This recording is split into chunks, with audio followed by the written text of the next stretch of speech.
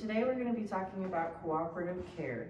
And this is a subject that covers a lot of different tasks as far as taking care of, grooming, giving medication to, and just overall checking on the health of your dog.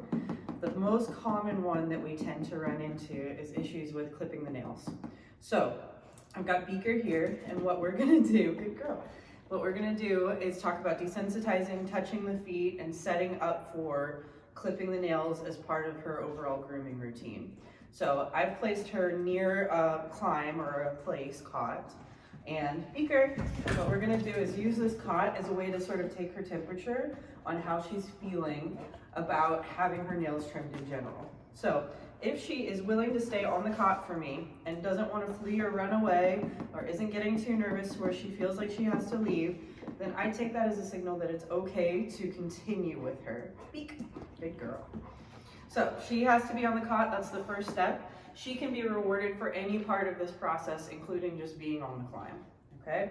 What we're gonna do to begin is touch her feet. Now Beaker has never shown any aggression with me towards having her body handled in any way, including her feet. But if your dog has, it might be important to look up some videos on muzzle training first.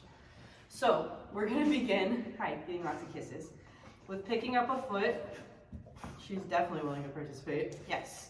And yesing or marking whatever word you're using, and rewarding her on the bed. I like to put the reward on the bed for this process because it kind of gets her mind off of me and helps to magnetize her to the bed. So I'm picking up a foot, yes. I'm letting go immediately and putting food on the bed. I'm going to try to do this, yes, with each foot individually before we move on to the next step. Now, as long as her feet are on the bed, she's not doing anything wrong. If she leaves the bed, because I haven't necessarily given her a command and I'm kind of using the bed as a means of taking her temperature, I'm not going to scold or reprimand her. I'm just going to see if I can encourage her to come back. Yes.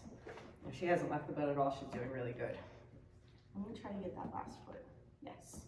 Good girl. Now she's done really great with me touching and handling her feet. She's accepting the food. She's staying on the bed. So everything so far, in my opinion, is going really well. What I might try to do next is hold the foot in the manner that I would eventually hold it when I'm actually going to clip the nails. Now for some of you, that's going to be holding the foot forward to have a look at it. Yes. And so that's the way that you're going to continue practicing. For me, I like to be able to hold the foot backwards like it's a horse's hoof. Yes. And check from the other side. So I'm going to practice that most frequently. So I'm picking her foot up and backwards. Yes. And then dropping the reward on the bed afterwards. I'm going to try to go through that process with each foot. Yes. Good girl. Yes. Excellent. I'm going to have to stand up, I guess. Good girl, come here. So we're working on this back right foot. Yes. Excellent. That just helps me to see the nail the best so that I can read exactly where I want to cut it. Good job. Now, if we wanted to progress this even further, we could bring the nail clippers into the picture and have them laid out on the bed, or even pick them up occasionally while we're practicing this. Another thing that we could do in order to mimic the pressure of the nail being clipped is squeeze individual nails. And that also helps us because it takes us an extra second or two to individualize that toenail, which is exactly what we would do if we were going to clip it. So, the next step that I'm going to take, hi sweetie baby, come here, is I'm going to have her stand. I'm going to pick this up and I'm going to squeeze a toenail. Yes. I had bad timing because I was talking, but food on the bed. Let's go again. Foot backwards. Yes. When I squeeze the toenail. And I would try to do this with maybe several different toes on different feet so that she's kind of becoming generalized to that concept. Here. I like her standing, so I'm going to encourage her to stand for it. Yes. Excellent.